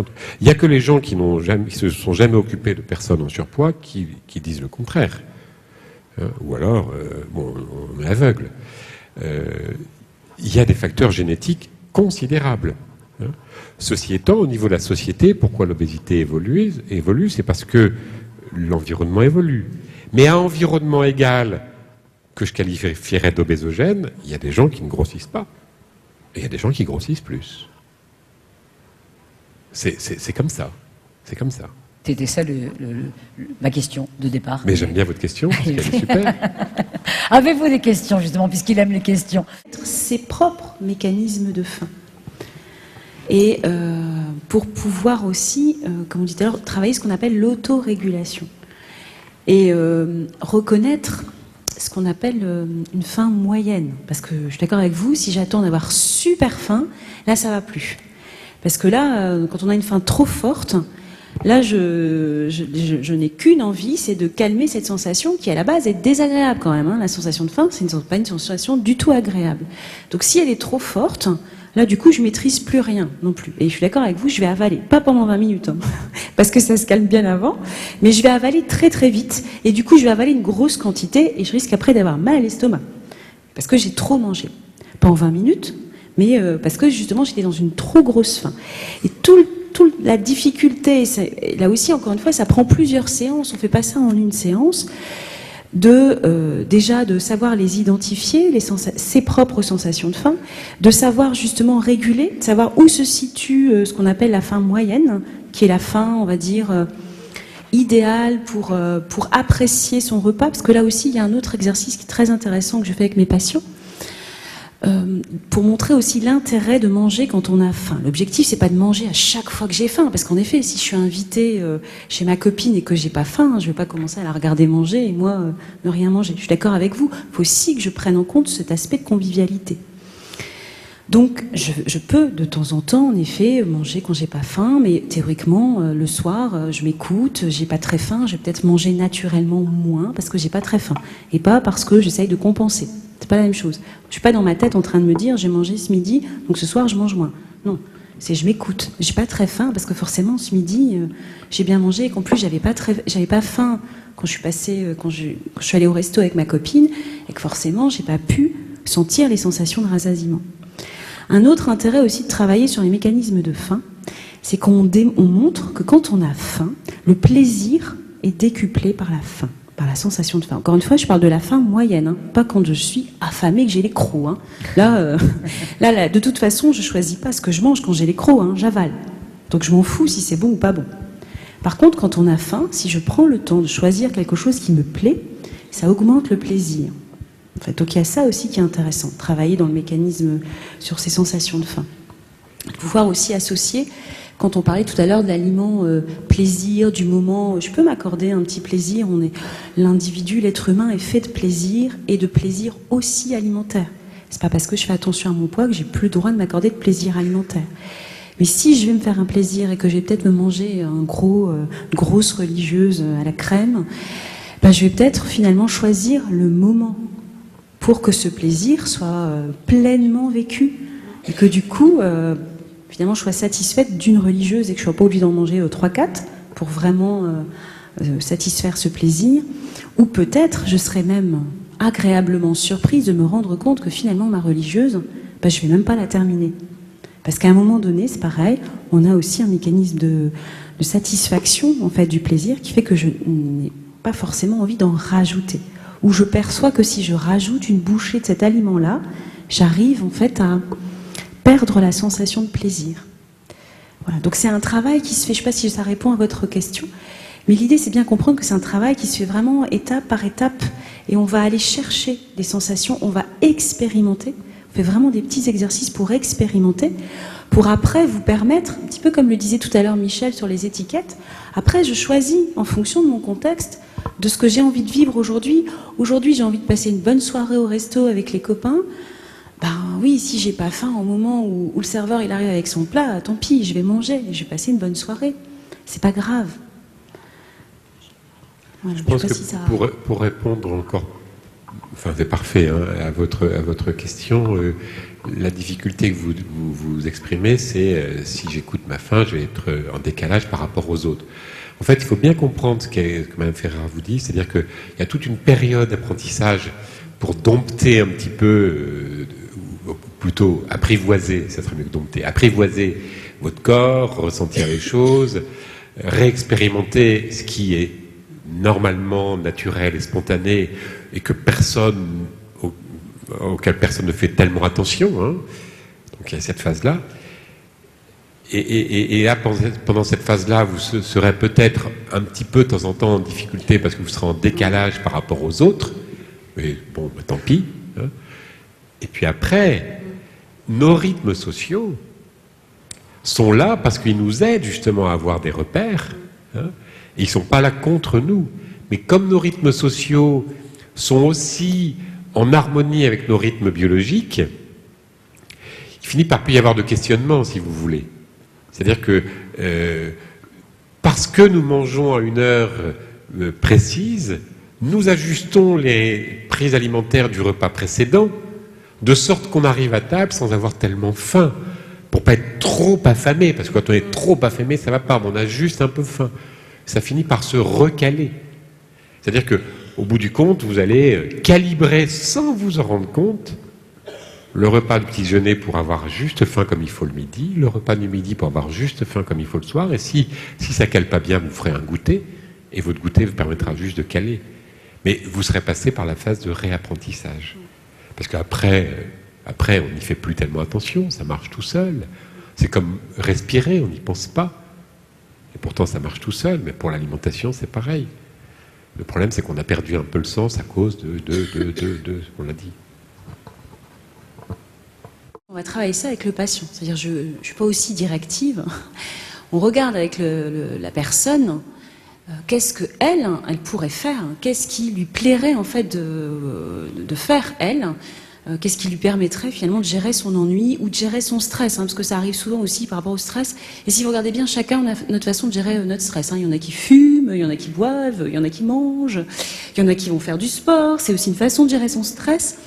Voilà, et donc on va regarder en effet avec la personne et on va travailler avec elle sur qu'est-ce qu'elle peut elle mettre en place par rapport à son quotidien, à ses sources de plaisir, de satisfaction, et on va définir en fait ensemble. Et pareil, ce qui est intéressant, c'est pour ça que tout à l'heure on donne des exercices, c'est-à-dire qu'on va aussi expérimenter, parce que parfois je peux m'imaginer que d'aller courir une demi-heure, ça va me déstresser, mais finalement ça ne marche pas du tout. Parce que j'aime pas ça du tout, qu'au bout de 5 minutes, je suis essoufflée, j'ai jamais couru, donc et moi, ça me va pas. Donc c'est pour ça que c'est important aussi cette phase à chaque fois d'expérimentation, et il y a toujours un retour sur ce que l'on, entre guillemets, on teste et on évalue pour pouvoir réajuster à chaque fois. En fait. Vous parliez d'ennui, c'était intéressant, on a du mal à s'ennuyer. Très juste, ouais. On veut plus s'ennuyer, alors que c'est tellement bien de s'ennuyer, mais bon, après... C'est vrai qu'on est dans une société où c'est pas permis de s'ennuyer, on n'a pas le droit de s'ennuyer. Or, des fois, c'est ce qu'on travaille d'ailleurs en séance, c'est, c'est utile l'ennui en fait. D'ailleurs, on le dit bien souvent chez les enfants, il faut les laisser s'ennuyer, ça leur permet de développer leur imagination. On leur dit peut-être pas assez, parce que ça permet justement de développer l'imagination, de pouvoir rêvasser, de pouvoir se projeter, enfin... ça permet justement toute une activité en fait cérébrale que l'on perd en fait quand on s'ennuie pas. Parce que contrairement à ce qu'on imagine, quand on s'ennuie, on fait pas rien.